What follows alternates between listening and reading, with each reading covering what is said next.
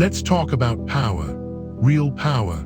Not the power you see on TV, but the kind that moves silently, generation after generation.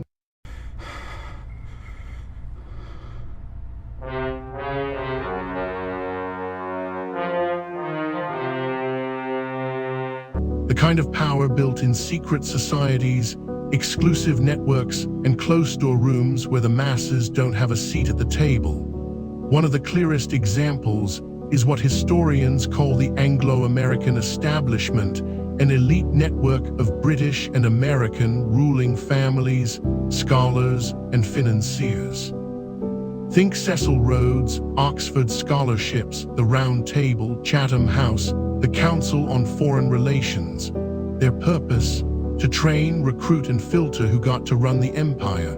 Now here's where it gets uncomfortable.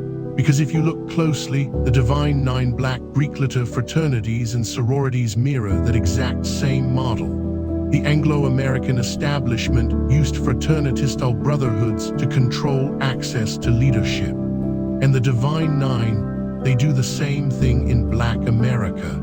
Is this the reason why the Black community all across America is in ruins or has been gentrified? Steve Coakley would argue, yes. You want political influence, you want social respectability, you want a career in law, business, or even the church. You better know someone in Alpha, aka Omega, or Delta. These organizations became the grooming grounds, the gatekeepers of Black leadership. Because think about it, who created the model? It wasn't Black folks. The whole Greek letter fraternity system comes from white institutions. From the very same culture that birthed Freemasonry, Oxford societies, and the Anglo-American establishment. It was a copy-paste job. And what's the result? We get a class of Black leaders who look like us, talk like us, and even fight for us sometimes, but at the end of the day, they've been trained to move within a system built by somebody else's blueprint. A blueprint designed to keep radical change off the table. That's why y'all see Divine Nine members at the front of civil rights marches, but y'all also see them shaking hands with presidents, corporations, and foundations that make sure Black liberation never goes too far. The Divine Nine works the same way inside our community.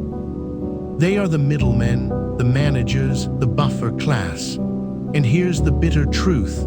Sometimes the most effective form of control isn't an enemy in your face, it's a familiar face, trained in someone else's system, managing you on their behalf. So the question remains, are the Divine Nine the architects of Black power or the guardians of an empire that was never ours?